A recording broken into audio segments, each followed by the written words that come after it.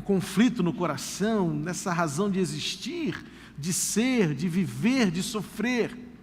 Aí, para amenizar um pouco as tensões, acontecem os Jogos Olímpicos lá em Londres, que de alguma maneira dão aquela relaxada, e os esportes servem sempre para trazer esse bem-estar, renovar a esperança.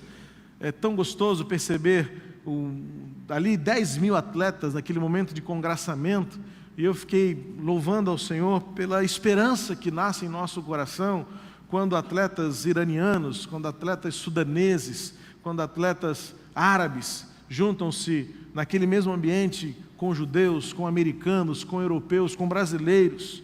Renova em nosso coração a esperança de que, na essência, o homem pode encontrar o caminho da comunhão, da alegria, da esperança da vida, se todos curvarmos-nos diante da cruz de Jesus que nos une. E eu deixei gravando na televisão o programa de abertura, é algo que eu sempre gosto de ver, desde que sou pequenininho, sempre gostei de ver as cerimônias de abertura e encerramento de Jogos Olímpicos e Copa do Mundo, pela apoteose, pela plástica, pela beleza ali, pela organização. E eu cheguei em casa depois da tarde de trabalho e sentei-me com a Letícia para assistir ao finalzinho, ao vivo, e pude ainda ver ali justamente o desfile dos atletas e pegar aquela parte final do acendimento da tocha olímpica, e tentei ver o discurso da rainha, mas justamente quando a gente quis aumentar o volume, a Letícia trocou o canal, e quando voltou ela já tinha acabado de falar, porque ela só declarou abertos os Jogos Olímpicos de Londres, né? Então ainda bem que está gravado. Mas é admirável ver a saúde daquela mulher aos 86 anos de idade, 60 anos de trono. E foi um tanto quanto que cômico ouvir o comentário do locutor daquela cerimônia para as nossas televisões do Brasil. Eles estavam brincando entre si, muito descontraídos, narrando aquela cerimônia de já 3 horas e meia de duração. E eles brincaram: será que ela vai estar viva nos Jogos Olímpicos do Rio de Janeiro? Quase que estavam fazendo uma aposta, né, para ver se ela ia estar viva aqui em 2016 e se ela viria. E o comentário foi: se ela vier, ela vai estará no trono por 64 anos, alcançando o recorde da Rainha Vitória, que foi a monarca por mais tempo ficou no trono do Reino Unido, da Grã-Bretanha. E ficou então essa aposta: será que ela vem ao Rio? Se ela estiver, bom, para quem tem Oscar Niemeyer, a Rainha Elizabeth II é pinto, né? 105 anos o homem vai fazer agora, em dezembro desse ano. E é interessante que quando se fala em Olimpíadas de 2016, logo se vem à mente: será que o Rio está preparado? Não é? Bom, para estar preparado para o Rio em 2016, tem que estar preparado para a Copa em 2014, né? Eu estava lá em Natal, que delícia aquela cidade maravilhosa. Não, a cidade maravilhosa é a nossa, né? Aquela cidade é linda, né? E lá estava estampado próximo ao estádio que eles estão construindo para a Copa. Dizem eles que vai terminar. Não sei não, só veio estaca. Ronilson, tem que voltar lá para dar uma ajuda lá para ver se aquela obra termina. Tem um painel enorme, declarando lá que faltam 600 e alguns dias para a Copa de 2014. Natal é uma das cidades sede, e eles estão dizendo, na expectativa do que vai melhorar. Bom, que vai melhorar, a gente sabe que melhora alguma coisa, mas não melhora tudo. Veja aí os Jogos Pan-Americanos, né? Melhorou alguma coisa, mas não melhorou tudo que eles diziam que tinha que melhorar. A gente espera que para a Copa de 2014, para Rio 2016, alguma coisa traga de melhor, mas a gente sabe que no fundo, a nossa vida não muda efetivamente depois de grandes movimentos como estes. Mas é interessante pensar que a gente está vivendo a ditadura do tempo e dos prazos. Só se fala em prazo, só se fala em estimativa de vida, uma criança que morre, um adulto que morre, um idoso que tem uma vida longa. Tudo isso chama-nos a atenção para o fato de que nós vivemos na expectativa de fazer a vida valer a pena, cumprindo os prazos, cumprindo as metas, vivendo sob a perspectiva de uma finalidade do fim que vale a pena a vida que temos aqui na Terra. O fato é que, diante dessa ditadura de prazos a cumprir, de tempo que corre, que passa tão rápido, a gente carece, no fundo, de significado, de valores que façam a gente chegar lá no futuro e olhar para trás e dizer que a vida valeu a pena.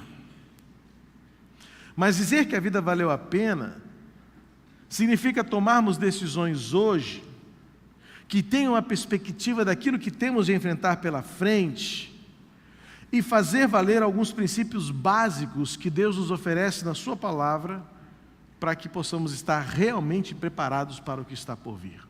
Não em eventos, mas a realidade do nosso dia a dia, no relacionamento com pessoas, naquilo que sabemos ser importante, especialmente no trato com as coisas, com o Deus Criador dos céus e da terra. A gente vive num mundo em que a tragédia é real. E como eu disse há pouco, aí estão os jornais do mundo inteiro. Na madrugada de sexta para sábado, essa foi uma das estarrecedoras. Uma família voltando de férias numa autoestrada do estado de São Paulo, parou para pedir uma informação a um operador da concessionária da estrada.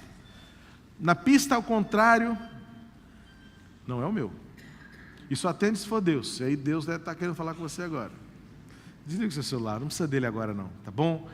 Isso acaba atrapalhando um pouco, bastante aqui o nosso raciocínio e o convívio nesse momento de culto ao Senhor. A gente precisa... Uma família estava voltando de viagem, de férias, os avós, a filha e 2 crianças, neto do motorista. Da outra pista começou um assalto. E do assalto, um tiroteio. E uma das balas pega a criança no banco de trás do carro e aquele menino vem a falecer na hora, no colo da mãe. Diante de perspectivas tão pouco promissoras, diante da realidade do fim tão inevitável, o que realmente pode fazer a vida valer a pena hoje?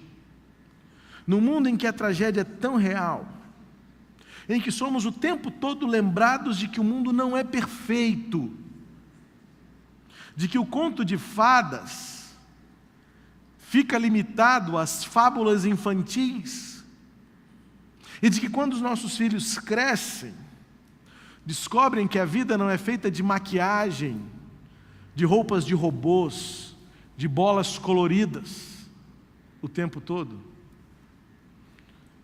E que, na verdade, todos nós, inevitavelmente, teremos de enfrentar o que a família Camargo enfrenta agora, de estar diante de um leito da morte, despedindo-se de alguém que durante toda a vida foi muito amada, foi muito querida, e agora a vida acaba. Fatalmente, todos nós estaremos diante da realidade de que o mundo não é perfeito, mas há algo que pode nos ancorar, há algo que pode nos manter firmes em algum sentido, e eu chamo isso de esperança. O apóstolo Paulo, em Romanos 5, ele diz que a esperança não falha. Por quê? Porque ela está ancorada, firmada, diz o apóstolo Paulo, em Cristo Jesus. Queridos, Deus não nos abandonou. Deus é o mesmo ontem, hoje e sempre. Ontem, no domingo passado, acompanhando o culto pela internet, ouvi alguém dizer aqui, não sei se o Paulo ou o próprio pastor Henrique, que o dia estava chuvoso, né? Frio. Desculpe, mas eu estava na varanda da minha irmã num dia ensolarado de Natal. E logo depois fomos passear para conhecer mais uma parte daquela cidade. Alguns dias são chuvosos, outros dias são ensolarados. Mas o sol que brilhava lá é o mesmo sol que brilhava aqui, ainda que os irmãos não pudessem ver. Ele estava acima das nuvens. A realidade do mundo em que vivemos é que há um Senhor, dono de todas as coisas, e que não nos deixou despreparados. Ao contrário, Ele nos capacita, e nos capacitou já pelo Seu Espírito Santo. Ele conhece a dor do homem, Ele próprio foi testemunha da morte do Seu Filho, conheceu as dores no mais profundo ou na mais intensa possibilidade, que não é só a dor física, mas é a dor da humilhação, da injustiça, da vergonha, da exposição pública. E é esse mesmo Deus que em sua palavra disponibiliza conforto, coragem e verdadeiramente a esperança para prosseguir. Deus é o Senhor de todos os nossos dias. E ainda que nós vivamos a ditadura do tempo, dos prazos, e quando pensamos em tempo e prazos, pensamos, será que a vida vai dar certo? Quanto tempo ainda temos? Quando a gente pensa nessa perspectiva, o que muda é justamente a perspectiva que temos acerca da eternidade e do presente. Enquanto nós não ajustarmos os nossos relógios à perspectiva correta do que venha a ser futuro e presente, sem perder, evidentemente, as lições que ficam do passado, enquanto nós não ajustarmos essa perspectiva e passarmos a olhar pela ótica exata, colocarmos-nos no ponto de vista correto, virtuoso, de fato pouca coisa continuará tendo sentido e a vida perde a esperança. E quando eu falo em perspectiva de eternidade, é necessária a compreensão do tempo e do que significa, até mesmo semanticamente. Infelizmente, nós, na língua portuguesa, perdemos um pouco do brilho e da riqueza que a língua grega tinha na sua origem, como uma língua clássica, não morta, como os linguistas não gostam de chamá-la, não é? Mas uma língua clássica, em que foram registrados os fundamentos do nosso pensamento filosófico, ideológico, e por que não dizer, onde o Senhor, pelo seu Espírito Santo, estabeleceu o meio pelo qual o Novo Testamento fosse divulgado e difundido numa época em que a cultura grega imperava no pensamento da humanidade. E lá no Novo Testamento, todas as vezes em que aparece a figura do tempo, precisamos perguntar ao grego, de que tempo você está se referindo? Porque o grego usa duas palavras para se referir ao tempo, cronos e kairos. Cronos é o nosso relógio, cronos é a cronologia, cronos é o cronógrafo, cronos é o cronômetro, cronos é aquele calendário que você risca todo dia que passa, crono é a sua agenda que determina o dia em que você tem que pagar as suas contas, cronos é a agenda dos seus compromissos que você não pode falhar e faltar, cronos é a ditadura, o imperativo do ter que fazer e estarmos sempre atrasados, acumulados com tantas coisas para realizar. Cronos é a nossa imperfeição de dimensionar o valor da nossa existência. Tanto é que precisamos de um dia a mais a cada 4 anos, sabia disso, né? Sabe por que existe o ano bissexto? Porque nós somos imperfeitos na contagem do tempo. E a cada ano sobram 4 horas, sobram 6 horas. No final de 4 anos, 6 vezes 4, 24. Aí o que a gente precisa fazer? Botar mais um dia em fevereiro. Ao invés de 28, tem 29. Senão a gente perde as contas. Se não ajustar em um dia, de 4 em 4 anos, a gente começa a anoitecer de dia e amanhecer de noite. É mais ou menos isso. Seria isso ao longo da história. Aliás, a sua vida mudou agora em julho, você não percebeu, não? Teve um dia, não lembro quando foi, que teve 1 segundo a mais. Ajustou o seu relógio? Você está atrasado 1 segundo lá no relógio atômico de não sei aonde. Um problema lá na rotação da nossa... A Terra resolveu andar um pouquinho mais rápido e aí a gente perdeu a hora. E aí os cientistas disseram, estamos atrasados 1 segundo. E aí tive que ajustar. O Cronos é a nossa imperfeição. O Cronos é a nossa limitação, a nossa incapacidade de achar que as coisas podem ser perfeitas. A nossa incapacidade de gerir os nossos dias. O Deus soberano, Criador do universo, estabeleceu tudo de maneira tão perfeita. E por isso é que o grego usa uma outra expressão, o kairos, que não é o tempo das 24 horas diárias, que não é a sua agenda, mas é a agenda de Deus. Não é o tempo das coisas acontecerem na hora, no minuto e no segundo que você acha certo, mas o kairos é o tempo em que as coisas acontecem e você acaba dizendo, aconteceu na hora que tinha que acontecer. Quando?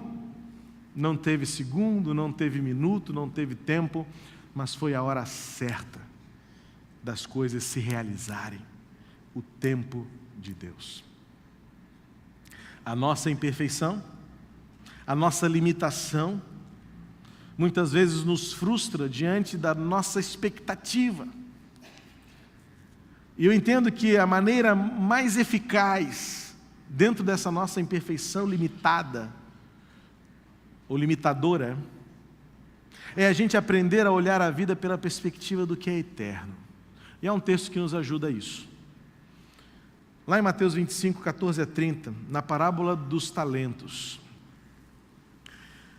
Na verdade, essa reflexão até introduz o que eu já defini, viu? Para os curiosos, eu deixei assim no ar na semana retrasada, qual seria a nossa próxima série de estudos bíblicos nas mensagens da manhã. E eu já defini, e posso falar então. Nós vamos fazer uma série de estudos sobre o reino de Deus. Vamos descobrir na Bíblia, nos Evangelhos, o que é o reino de Deus ensinado por Jesus. Porque, surpreendentemente, o reino de Deus não é nada daquilo que a gente acha, se não for baseado na palavra de Deus. Era assim já no tempo de Jesus. Os fariseus e os escribas achavam que o reino de Deus seria um reino de espada, um reino de libertação do Império Romano, um tempo de justiça social pela distribuição igualitária de todos os bens, a paz institucional por meio da ausência de guerras. E Jesus então vai dizer, o reino de Deus e vamos descobrir então nos Evangelhos, o que vem a ser o reino de Deus, e também o que não é o reino de Deus, à luz do Evangelho de Jesus, registrado em Mateus, em Marcos, em Lucas e também em João. Lá em Mateus 25, 14 a 30, o Senhor Jesus traz a parábola dos 10 talentos, ou, na verdade, se você contar tudo, vai dar os 15 talentos, não é? 10 do primeiro, 4 do segundo e umzinho lá do que sobrou do terceiro. Nesse ensino de Jesus, é um ensino muito objetivo, a parábola sempre tem um ensinamento só. O perigo muitas vezes é elaborar numa parábola alegorias, metáforas e tentar encontrar um significado para cada elemento. Isso não existe, isso é perigoso. O estudo das parábolas precisa nos remeter ao entendimento de que Jesus tinha um foco muito claro, um objetivo muito específico. O ensino da parábola de Jesus aqui é o seguinte: o tempo do fim está próximo e todos nós vamos prestar contas daquilo que o Senhor colocou em nossas mãos. Ponto. Agora, evidentemente que nos elementos que Jesus utilizou para elaborar a parábola, nós podemos tirar algumas outras lições, não significados, mas algumas lições práticas para a nossa vida. É o que eu quero fazer aqui, à luz desse texto, distrair o que significa viver na perspectiva da eternidade, ou seja, já que o fim está chegando, porque o reino de Deus já, mas não ainda. Eu vou esmiuçar isso um pouquinho com vocês quando a gente começar o estudo em agosto. A ênfase do ensino de Jesus acerca do reino de Deus é o reino de Deus já, mas não ainda. Fica só na curiosidade por enquanto, tá? Porque é o que Jesus quis ensinar. O reino de Deus já está aqui, mas ainda não está manifestado plenamente. E agora Jesus vai dizer aqui em Mateus 25, 14 e 30, que o reino de Deus é como o Senhor, um homem, que ao sair de viagem chamou seus servos e confiou-lhes os seus bens. A um deu 5 talentos, a outro 2 e a outro 1, a cada um de acordo com a sua capacidade. Em seguida partiu de viagem. O que havia recebido 5 talentos saiu imediatamente, aplicou-os e ganhou mais 5. Também o que tinha 2 talentos ganhou mais 2. Mas o que tinha recebido 1 talento saiu, cavou um buraco no chão e escondeu o dinheiro do seu senhor. Depois de muito tempo, o senhor daqueles servos voltou e acertou contas com eles. O que tinha recebido 5 talentos trouxe os outros 5 e disse-lhe: o senhor me confiou 5, veja, eu ganhei mais 5. O senhor respondeu: muito bem, servo bom e fiel. Você foi fiel no pouco e eu o porei sobre o muito. Venha e participe da alegria do seu senhor. Veio também o que tinha recebido 2 talentos e disse: o senhor me confiou 2 talentos, veja, eu ganhei mais 2. O senhor respondeu: muito bem, servo bom e fiel. Você foi fiel no pouco, eu o porei sobre o muito. Venha e participe da alegria do seu senhor. Por fim, veio o que tinha recebido 1 talento e disse: eu sabia que o Senhor é um homem severo, que colhe onde não plantou e junta onde não semeou. Por isso tive medo, saí e escondi o seu talento no chão. Veja, aqui está o que lhe pertence. O Senhor respondeu: servo mau e negligente, você sabia que eu colho onde não plantei e junto onde não semeei? Então você devia ter confiado o meu dinheiro aos banqueiros, para que quando eu voltasse o recebesse de volta com juros. Tirem o talento dele e entreguem-no ao que tem 10, pois a quem tem, mais será dado, e terá em grande quantidade, mas a quem não tem, até o que tem lhe será tirado. E lancem fora o servo inútil nas trevas, onde haverá choro e ranger de dentes. O reino de Deus também é como um homem que entregou seus bens preciosos aos seus servos para cuidar deles. Como eu disse há pouco, Deus, na sua perfeita soberania, diante da nossa imperfeita limitação, continua nos presenteando com a dádiva graciosa de um dia e de bênçãos indescritíveis, para que a esperança se mantenha firme em nossa vida e a vida continue valendo a pena. Deus, pela sua graça, continua nos presenteando todos os dias com bênçãos espirituais, visíveis e invisíveis, que renovam em nós a esperança de que a vida vale a pena. Mas na prática, diante das contradições, diante de perguntas sem respostas, diante de enigmas indissolúveis, diante do conflito, diante dessas situações inimagináveis que vivemos, pesa-nos uma ponderação. Mas então o que faz a vida valer a pena diante de todas essas bênçãos que a gente crê que Deus tem para nos dar? A resposta que eu quero propor é a perspectiva da eternidade. Enquanto nós não ajustarmos, não focarmos, não alinharmos as nossas lentes ao que realmente for eterno e ao que é passageiro, a gente vai continuar frustrado, frustrando-se e frustrando aos outros, por não sabermos diferenciar aquilo que é eterno daquilo que é temporário, daquilo que faz a vida valer a pena e daquilo que torna-a tão fútil e tão inútil. A primeira coisa que Jesus nos mostra aqui nesse ensino é que viver sob a perspectiva da eternidade é apurar o senso de excelência naquilo que fazemos e no que somos. Há um ditado popular cristão, que eu não sei de quem é a fonte, mas já há algum tempo venho refletindo sobre ele a partir de um livro que eu li e de uma citação recente do pastor Israel Belo de Azevedo. E depois entrou num debate em que estava conversando com um grupo de pessoas da igreja e a gente acabou discutindo sobre isso e aprofundamos um pouco mais essa reflexão, num jargão cristão popular que diz assim: Deus não chama os capacitados, mas, todos sabem, né? Mas capacita os chamados. Cuidado, gente, porque tem muita coisa que parece ser verdade, mas é uma grande mentira. E pode nos lançar para um caminho perigoso de desleixo e relaxamento. Não sabem que o meu primeiro ministério foi numa comunidade carente, muito amada, muito especial, mas eu lutei muito ali para dar um senso de vida, de sentido, de direção para aquelas pessoas. E um dos pontos que eu mais trabalhava com aquele grupo de irmãos ali daquela igreja em Bangu era o senso de qualidade no serviço do Senhor. Porque era muito comum eu ouvir pessoas que chegavam à frente de um grupo da igreja, de uma reunião, de uma palestra que iam dar, ou de um solo que iam fazer, pegavam o microfone e falavam assim: olha, irmãos, eu vim aqui adorar ao Senhor com esse cântico, mas eu não tive muito tempo de me preparar bem, o instrumento está desafinado, eu estou rouca, mas é para o Senhor e o Senhor entende. Mentira. Você não se cuidou, você não zelou, você não se preparou, e agora quer jogar tudo nas contas da misericórdia de Deus? Viver sobre o senso da eternidade é apurar o senso da excelência. Isso está aqui nesse texto. Olha o versículo 15. Veja comigo e conclua você mesmo. E olha como muitas vezes os jargões do evangelicalismo pós-moderno contradizem-se em muito com aquilo que a Bíblia nos ensina. A um deu 5 talentos, a outro deu 2 e a outro deu 1. A cada um de acordo com o quê?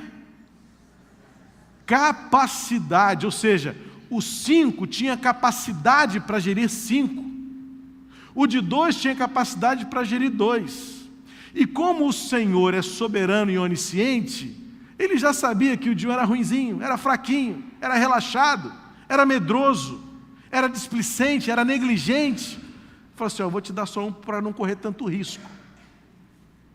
O nosso Deus é um Deus que nos ensina a correr riscos por aquilo que vale a pena. Mas ele muito sábio, muito prudentemente falou assim: eu vou dar 5 para quem tem mais capacidade. Então é o seguinte, se você quer fazer mais, prepare-se melhor. Tem muito crente que não conhece a Bíblia. Tem muito crente que não sabe nada acerca da própria vida cristã. Acredita em qualquer coisa que os outros falam. Para Deus o pior, para Deus o último, para Deus o mais fraco. Sabe por que o judeu não come gordura? Agora eu vou matar vocês. Eu falei no primeiro culto que de manhã estava fácil falar, agora vai ser difícil. Mas imagina aquele espeto de picanha descendo assim. 12h40, eu falar um negócio desse, né? Aí o cara põe, você pega aquela picanha bonita, com aquela faixinha de gordura assim em cima. Aí você faz assim com a faca, ó. Isso aqui eu não posso comer porque o meu médico não deixa. Não é isso? Sabe o que o judeu faz? O judeu corta e fala assim: isso aqui eu não vou comer, porque essa é a parte mais gostosa, e eu vou dar o melhor para Deus. O judeu não come gordura, desde os ensinamentos da lei do Antigo Testamento. Claro que isso tem uma aplicação médica muito proveitosa, mas o senso, a essência da atitude não é médica, é espiritual. Porque o judeu corta a gordura e fala assim: eu não vou comer isso aqui, porque essa é a melhor parte, é a mais gostosa. Você e eu sabemos que é. Mas ele fala assim: eu não vou comer, porque isso pertence ao Senhor. O senso da eternidade ajusta em nós o senso da excelência.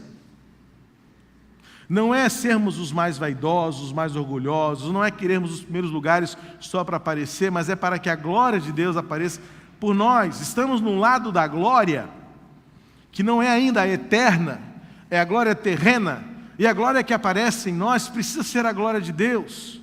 Mas a glória de Deus só vai revelar-se de maneira perfeita, aprimorada, se Deus puder contar com homens e mulheres que estão buscando a capacitação, a excelência naquilo que fazem. 5 talentos para o melhor, 1 talento para o relaxado. E como Deus já sabia, o Senhor já sabia, é relaxado mesmo, afundou o negócio, guardou 1, para não ganhar mais nenhum. E quem tem 1 não tem nenhum. Talvez daqui que tenha saído o ditado popular: quem tem 1 não tem nenhum, né? Porque Deus tirou e deu por 5. O cara já tinha 5, ganhou mais 5, e no final das contas arrematou lá, ficou com mais 1. O cara era bom. Aí você fica perguntando assim: poxa, por que o cara, aquele fulano lá, arrebenta? Porque ele é bom.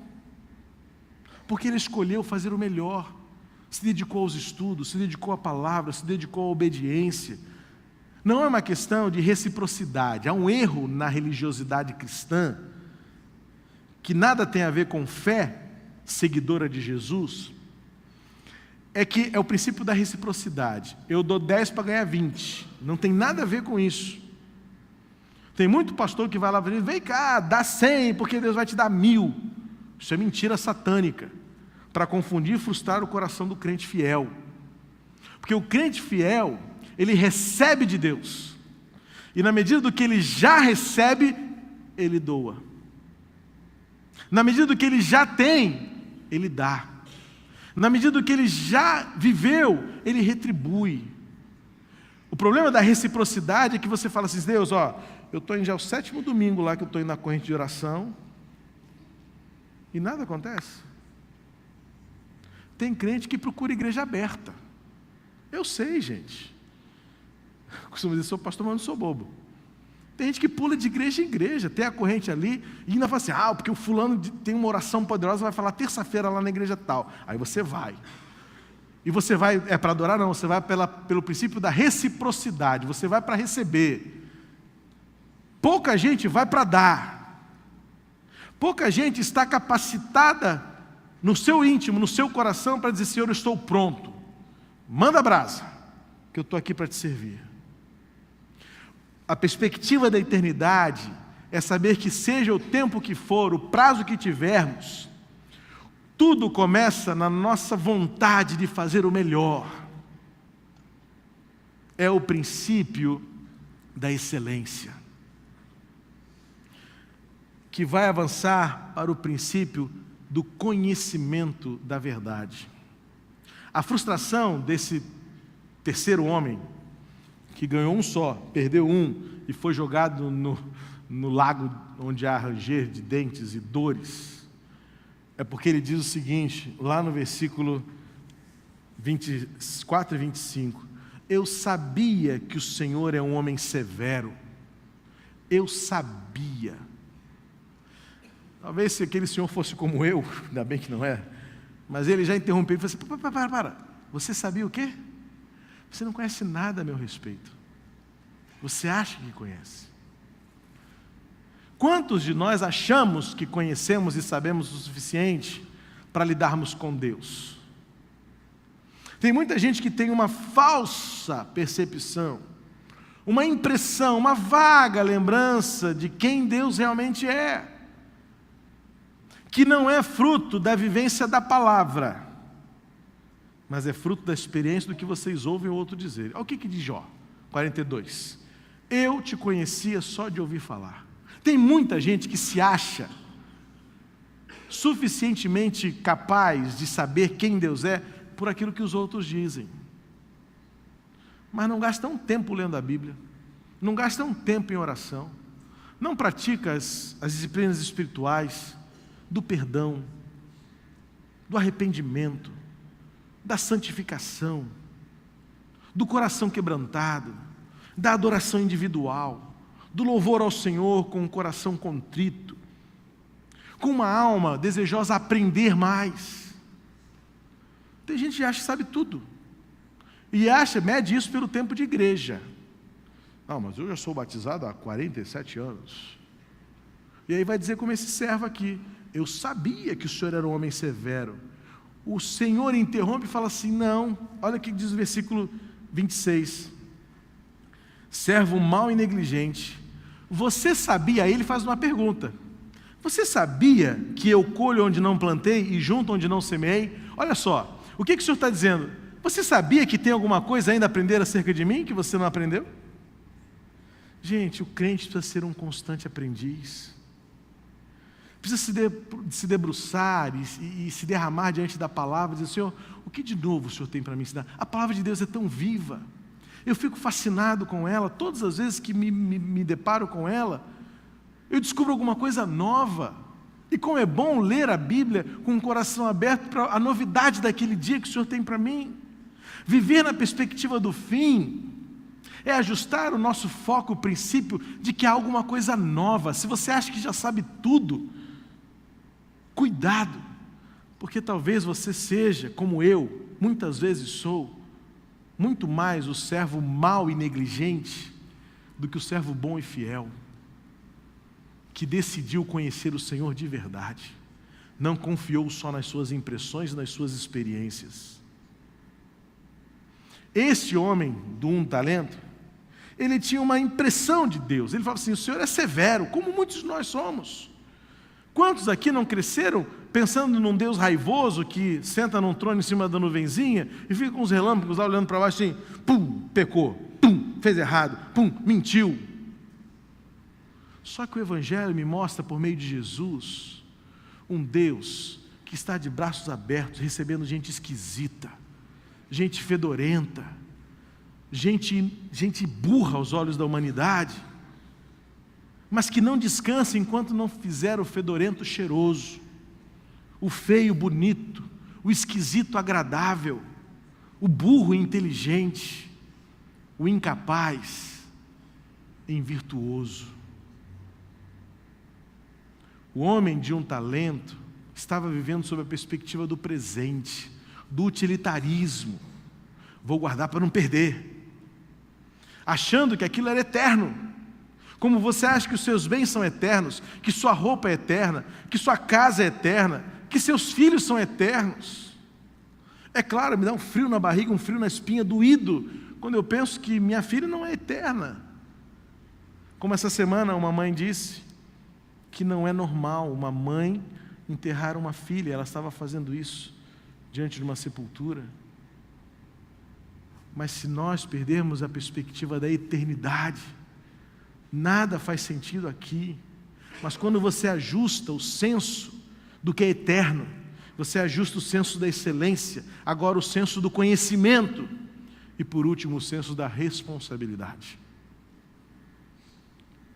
Viver sob a perspectiva da eternidade nos dá o senso da responsabilidade de que prestaremos contas de tudo aquilo que fomos ou deixamos de ser, de tudo aquilo que temos ou deixamos de ter, de tudo que nossas mãos alcançam e que os nossos olhos veem.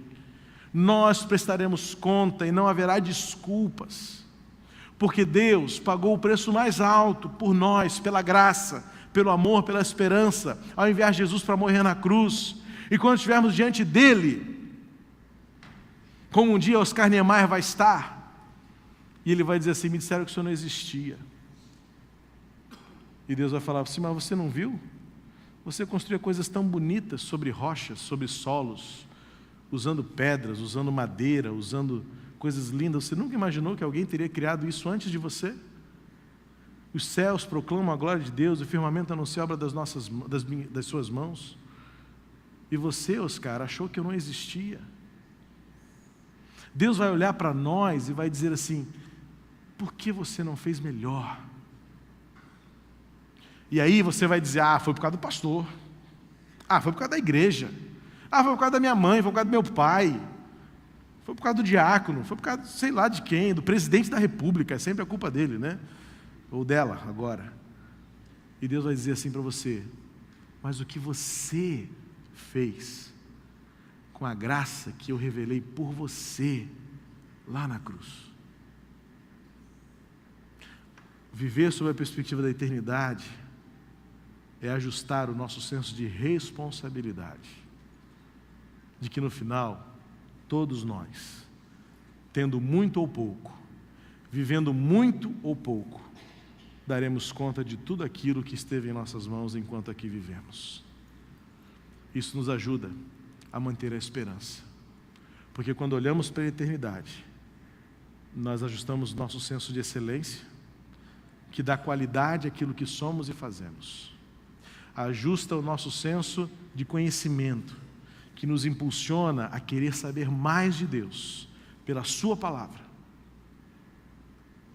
E ajusta o nosso senso de responsabilidade, que nos ampara e nos responsabiliza a prestarmos contas de tudo diante do Senhor Criador, por Jesus Cristo. Convido você a fechar seus olhos agora e apresentar isso tudo ao Senhor agora como o seu culto pessoal. A vida não é perfeita, ela é cheia de dilemas, perguntas muitas vezes sem respostas, mas Deus nos presenteou com o significado. E o significado está em olhar a vida sob a ótica e a perspectiva da eternidade. Um dia tudo isto realmente vai terminar para todos nós. Para uns um pouco antes, para outros um pouco depois. O que muda, o que altera a visão da eternidade, é a capacidade que nós temos de olhar a vida pela ótica da excelência, do conhecimento da verdade em Deus e a responsabilidade que temos de tudo que somos e do que está em nossas mãos. Que o Senhor nos abençoe. Peça isso em oração. Que o Senhor nos ajude a viver sob a perspectiva da eternidade. Só isto dá propósito e valor à vida que temos. Somente isso nos dá força e esperança para o que está por vir. Porque na perspectiva da eternidade, temos a perspectiva de um fim para todas as coisas. E isso nos dá o senso de viver com excelência, de viver o conhecimento da verdade e o senso da responsabilidade. Tudo para a honra e para a glória do nosso Deus. Pai querido, completa esta palavra no nosso coração. E em nome de Jesus, que o Teu reino se manifeste em nós, por meio de uma perspectiva certa daquilo que está por vir, tendo os nossos olhos fixados na eternidade. Que isso nos dê, Senhor, a compaixão, que nos dê, Senhor, o impulso para sermos excelentes em tudo aquilo que formos, para a honra e glória do Teu nome. Que isso nos leve, nos impulsione a um conhecimento cada vez maior e mais profundo de Ti, por meio da Tua palavra. E, Senhor, que a Tua palavra nos ajude a medir os nossos atos, de maneira a ajustá-los à Tua vontade, para que ao prestarmos contas, ouçamos de Ti: servos bons e fiéis, sobre o pouco fostes fiéis, sobre o muito vos colocareis. Senhor, ajuda-nos a viver esta verdade, em nome do Teu Filho, que morreu por nós, para revelar toda a Tua graça, e para que não tenhamos nenhuma escusa da nossa responsabilidade, da necessidade do nosso conhecimento mais profundo de Ti e do senso de excelência, porque o Senhor foste tudo isto por meio do Teu Filho Jesus, e queremos ser iguais a Ele, por Ele, para Ele e dele somos até a eternidade, em nome de Jesus, amém. Deus abençoe você. Dê um abraço que está do seu lado e diga um bom domingo para você, e até a noite, às 7 horas da noite, em nome de Jesus. Paulo tem uma palavrinha a dar. Irmãos queridos, ao saírem, vocês vão encontrar, lado direito, um guarda-sol com o lugar de fazer inscrição para o congresso que começa quinta-feira agora. Você vai vir quinta-noite, sexta-noite, mas sábado as oficinas acontecem durante o dia. Então quem não tem acesso à internet, pode fazer sua inscrição lá gratuitamente, é de graça, as oficinas também. Então pega as informações sobre o congresso, compre a sua camisa e quinta-feira à noite a gente já começa o Congresso Adore, para a honra e glória do Senhor. Deus abençoe, boa semana a todos.